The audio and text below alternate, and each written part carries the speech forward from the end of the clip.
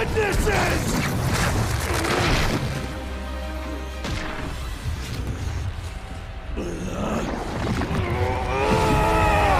Every type of virus and parasite in the Resident Evil franchise explored. Viruses are unique microscopic organisms that have fascinated scientists and the general public alike for centuries. They are unique because they cannot reproduce or survive without a host cell, yet they have the ability to wreak havoc on entire populations of living organisms, including humans, by making them fatally sick. Now consider the idea of enhancing this danger so that instead of just falling ill, those who are infected are transformed into flesh-eating zombies. Because that's precisely what the Resident Evil franchise did. The iconic video game franchise has been a staple of the survival horror genre, capturing audiences worldwide with its frightening tales and distinct gameplay. The viruses that afflict humanity and turn ordinary people into dreadful monsters are among the most critical factors that have molded the Resident Evil universe. Every virus in the series, from the iconic T virus to the G virus, has its own particular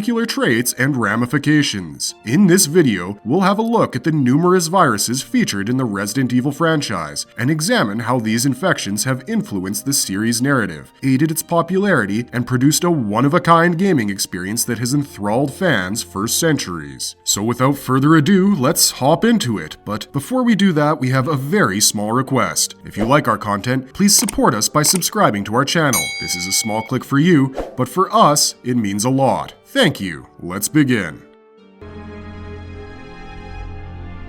The new superior breed creating a new world genital virus. You used to become The Progenitor Virus. The Progenitor Virus was first introduced to the Resident Evil series in the game Resident Evil 5. However, its origins are ancient, predating not only the first game, but many other elements of the series. According to the Resident Evil franchise history, the Umbrella Corporation's founders, Oswald E. Spencer, Dr. Edward Ashford, and Dr. James Marcus, began viral mutation research in the mid-20th century to generate a perfect biological weapon. Their goal was to find or create a viral agent that could be controlled and used to develop new bioweapons by infecting a host organism and transforming it into a powerful creature capable of acting as a soldier and following orders. The three completed their goal on December 4th, 1967, with the discovery of the Progenitor Virus, which began the path to forming the Umbrella Corporation. The Progenitor Virus, also known as the Founder or Mother Virus, was the first mutagenic virus and served as the basis for all future viruses that appear in the franchise. The virus was extremely dangerous. Exposure could cause various symptoms such as mutations, hallucinations, and death. It was identified in rare flowers called Stairway of the Sun, a type of daisy found exclusively in Africa, which was thought to have been ingested for centuries by a local tribe. As the timeline advanced, significant research into the Progenitor Virus was done, and various artificial versions evolved, mainly for bioweapon experiments. The Progenitor Virus was a crucial plot element in the Resident Evil series. The Umbrella Corporation's discovery and exploitation of it had far-reaching effects. It's influenced the series' history and generated a complex tapestry of biohazards that has enthralled fans over the years.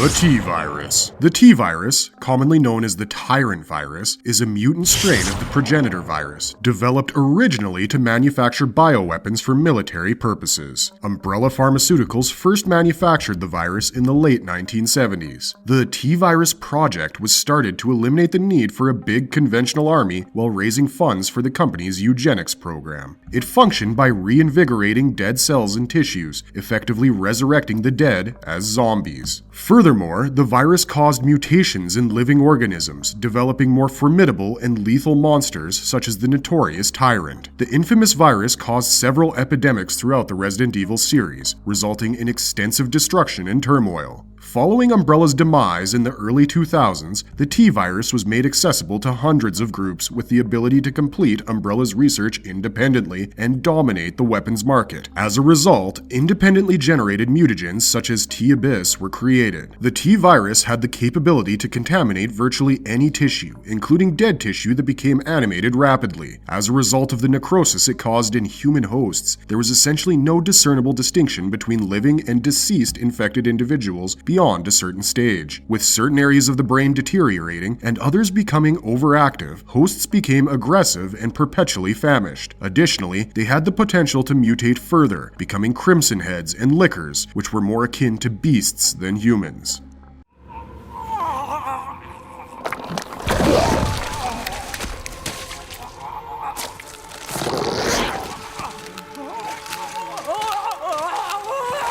Las Plagas Parasite. The main virus in Resident Evil 4 wasn't a virus at all, but rather an ancient parasitic arthropod known as the Plagas. It only featured in Resident Evil 4 and had a minor role in Resident Evil 5 due to other viruses taking center stage. Although often associated with Spain, it was believed that the Plagas parasite actually originated in West Africa, as evidenced by the discovery of ancient dried bones within the ruins of the Nidapaya kingdom that dated back to the Neolithic period. It was thought to be used as a tool for mind control, leading to the creation of ganados, who were brainwashed zombie-like enslaved beings. These ganados served as the primary adversaries in Resident Evil 4. A long time ago, a nobleman named Gregorio Salazar initiated a relentless campaign against the ganados due to their heathen-like beliefs. The Plagas that were left were confined to underground caves below a mound. The caves were separated from the neighboring village by a wide trench in the valley and a big water body. A fortress was subsequently erected above the caves, with Salazar and his descendants assuming the role of Castellan to ensure that the Plagas could never escape.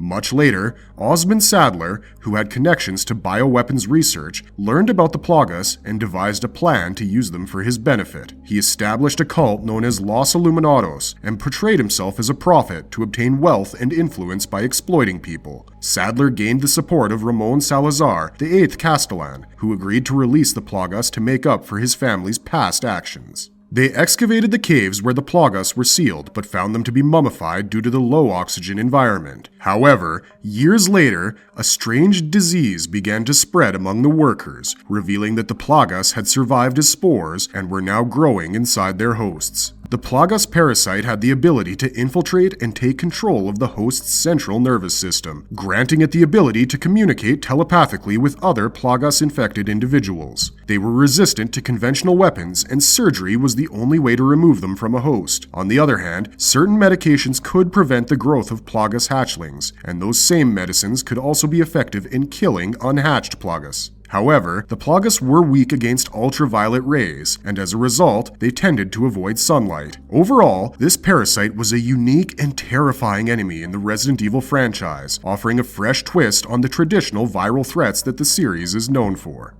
What the hell is that thing? It's all mutamycete. That's probably what red is.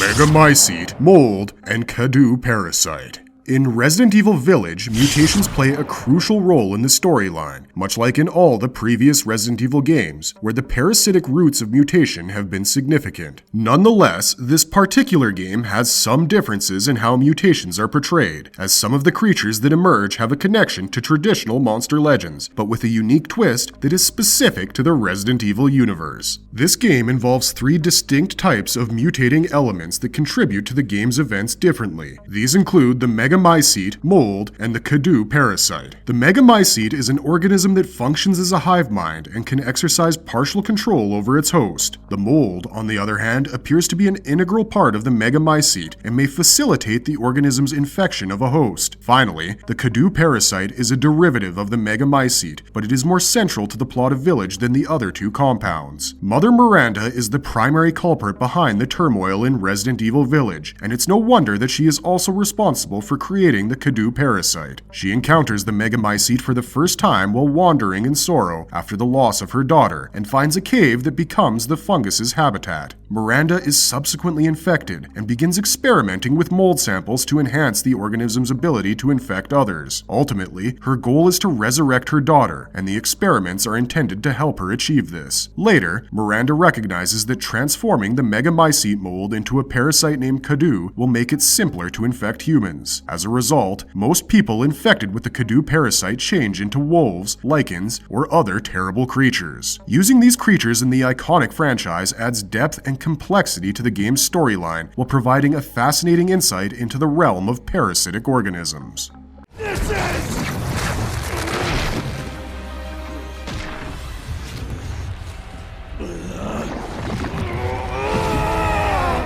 The G virus. The G virus, short for Golgotha virus, was a retrovirus that belonged to the progenitor virus family. The virus was developed by William Birkin, the lead researcher of Umbrella USA in the late 1980s, who studied the Nemesis alpha parasite to create a more powerful biological weapon than the Tyrant virus. Although their shared origin was in the progenitor virus family, both viruses had little in common. Let's check out the differences. In most cases, the T virus caused modest alterations in its human hosts, such as the production of zombies and tyrants. The Golgotha virus, on the other hand, created such severe genetic changes that its victims were unrecognizable as humans. Furthermore, although T virus mutations typically ended in sterility, the G mutants were very prolific and could reproduce asexually. Another interesting difference in features was that the T virus caused tissue death or necrosis, while Golgotha could heal damaged cells and even resurrect the dead. As a result, the G-infected individuals were highly resilient and could continually mutate to heal injuries, making them almost invulnerable. And, most importantly, the G virus spread by implantation or absorption rather than physical touch, like the T virus. However, it's important to note that not all individuals were compatible with the G virus, and if they were not, the virus's G embryo would proliferate inside the host's body and eventually burst out of it, thus killing the host. Due to these considerations, this virus was regarded as one of the most severe risks to the world in the event of an epidemic. What happened? Another bioterrorism attack. The BSAA confirmed it was the same one used in Eastern Europe 6 months ago, called the C virus. Hunnigan, I need you to fake... The C virus. The C virus, short for the chrysalid virus, was a group of viruses produced by the family to develop an advanced biological weapon. It was a highly contagious and lethal virus first introduced in Resident Evil 6. The C virus project was devised by Derek C. Simmons, a prominent American public figure and leader of the family, a wealthy group. After the United States declined to continue bioweapons research following the 1998 Raccoon City destruction event, the family took on the responsibility of privately funding their own studies. After that, the Simmons Foundation hired Dr. Carla Radamez, a talented genius, immediately after her graduation to supervise the C virus project. Dr. Radamez was assigned to a family laboratory and rose to prominence in their virus and bioorganic weapon projects. Although research had been ongoing since 1999, the official C virus project began in 2001 and underwent significant changes. The original C virus model was altered by incorporating genes taken from T. veronica based on a version of the T virus. While there were several C virus variants, only 2 primary transmission mechanisms existed. The first method was to inject it directly into the body, which frequently resulted in the formation of a Javo. The second mechanism of infection occurred when the virus was exposed in a gaseous, fog-like state, which might be produced by both Lepodica and Heos. Humans that were infected in this way would turn into zombies. The C virus contained Golgotha genes that aided in the restoration of a previously deceased human's life functions. Another trait inherited from Golgotha was the capacity to change into a separate organism after the first mutation, which was accomplished by expressing genes from that strain. If a Javo's limbs were injured, they might have developed a Ruka Havitange mutation, creating a new arm with traits of another species. If a Javo received too much harm, the virus's healing attempts might have caused it to self-immolate. Ultimately, this C virus was an integral part of the Resident Evil franchise, providing a formidable foe for players to contend with, and a warning of the risks of bioweapons and unscrupulous scientific techniques.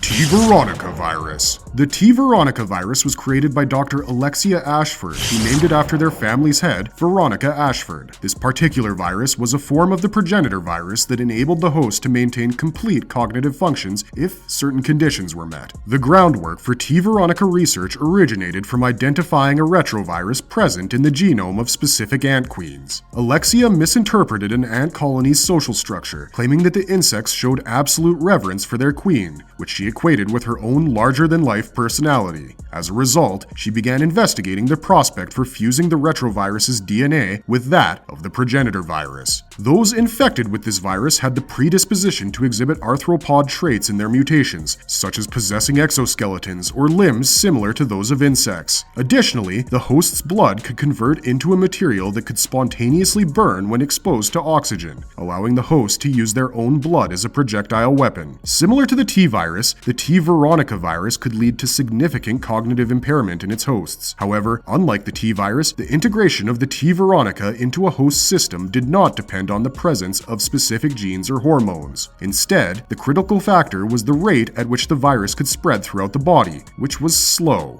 In essence, the T. veronica virus enabled individuals to manipulate the minds of others. Theoretically, if it spread sufficiently, it could lead to a scenario where one person could control the entire world, akin to a queen ant controlling its colony. However, due to its slow and low infection rate, the virus was not considered a viable solution for use as a biological weapon.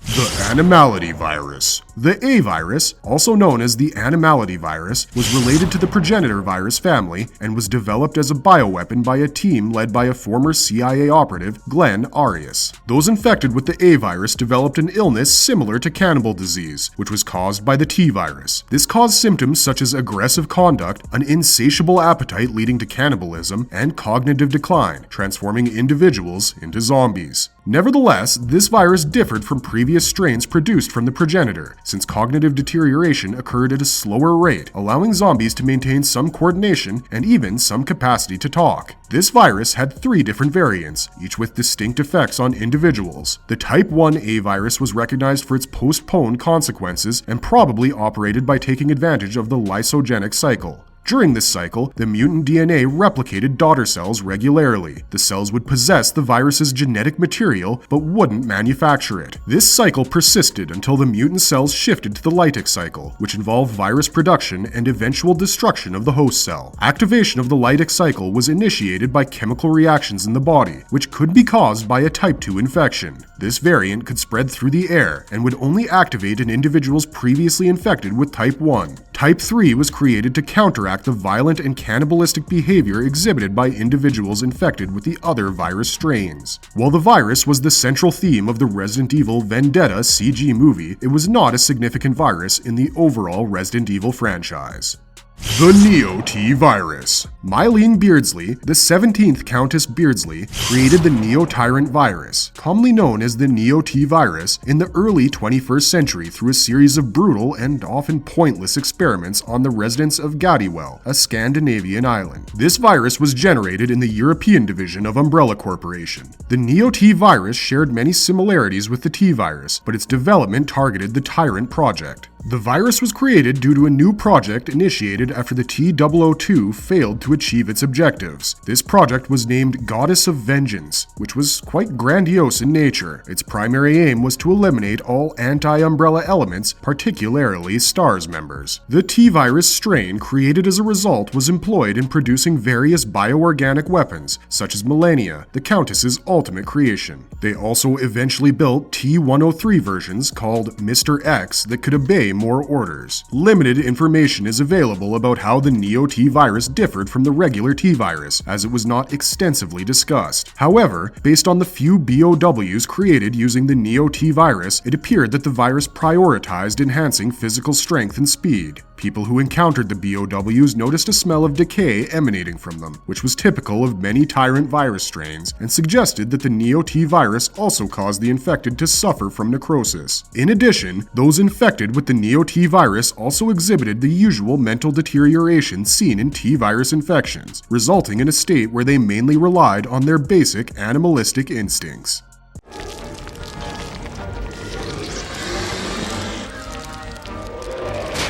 The Cameron virus. Dr. Cameron, a virologist of Umbrella Corporation, developed the Cameron virus, better known as the T. Cameron virus, which was capable of causing organism mutations. The modified viruses were capable of transferring their consciousness to new bodies. The creation of this particular strain was an effort to develop a cure for the T virus, but it resulted in further mutations of the body instead. Individuals infected with the Cameron virus were endowed with the capability to transfer their cognitive abilities and consciousness to the bodies of others upon physical contact. In addition, those infected with the virus had the potential to change various aspects of their anatomy, such as growing tentacles for defensive purposes. Upon being infected with the Cameron virus, Dr. Cameron acquired the ability to change her shape, and her consciousness persisted within her cells even after the death of her original body. TJCCC 203. Albert and Alex Wesker, both affiliated with Umbrella Corporation, designed an experimental virus referred to as TJCCC-203 or Ouroboros to cure cancer. It was successful in curing cancer, but it killed its host anyway. Individuals who were capable of surviving the virus after being infected obtained exceptional capabilities, while those who couldn't suffered agonizing deaths. Once the virus had matured, it could detach from the host and utilize its slimy black tentacles to locate a new host. Stay back. Don't come any closer. The T. Abyss virus. The T. Abyss virus was a variation of the progenitor virus that was synthetically produced in 2003 as a bioweapon by modifying Umbrella's refined T virus. To create the T. Abyss virus, scientists combined the T virus with a virus that enabled fish to exist in extremely deep waters. The virus could induce severe mutations that persisted even after the host's death, often resulting in the acquisition of aquatic traits. One of the prevalent mutations observed in humans was the ooze, which caused individuals to develop a swollen gray body with suckers. The ooze lost significant body water and automatically pursued other organisms to replenish themselves. The virus could transform living beings by decomposing adipose tissue and fortifying muscles in the skeletal system. Upon being tested on humans, the T. Abyss virus established that the Abyss virus genome contained genetic material typically seen in marine creatures. As a result, more than humans, the T. Abyss virus represented a substantial hazard to the planet's oceans due to its capacity to swiftly modify an organism and generate more of the virus. I'll never die.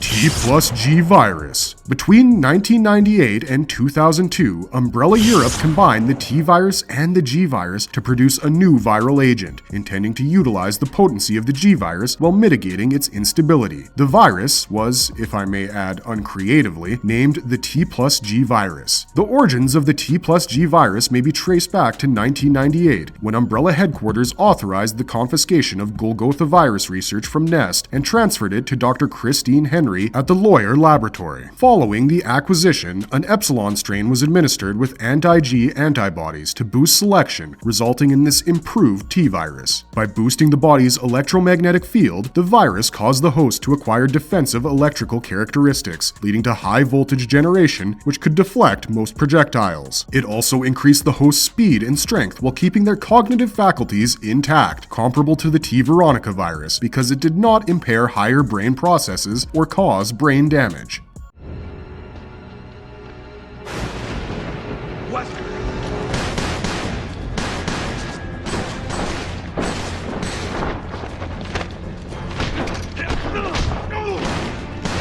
The Prototype Virus. Oswell E. Spencer, the creator of the Umbrella Company, created the prototype strain for Project W, a screening procedure designed to discover the most genetically outstanding Wesker infants. Only 2 of the remaining 13 test participants, Albert and Alex Wesker, survived the experiment, owing to certain biological traits. The virus bestowed the host with extraordinary superhuman abilities, including immense strength, agility, speed, endurance, and a healing factor. The healing factor and superhuman endurance activated immediately upon infection, enabling the host to withstand lethal injuries and diseases. It selectively targeted muscle tissue and lower organs, sparing the brain from damage. As a result, the host's cognitive functions remained intact as long as they possessed a specific gene that enabled them to adapt to the virus. On the other hand, if the host didn't possess these genes, the virus could be fatal. Nevertheless, the prototype virus could also weaken the host's abilities if the host's health deteriorated due to an illness. Since it was precarious, the host had to regularly administer a specialized T-based serum to regulate it. Failure to do so could lead to the host's abilities deteriorating.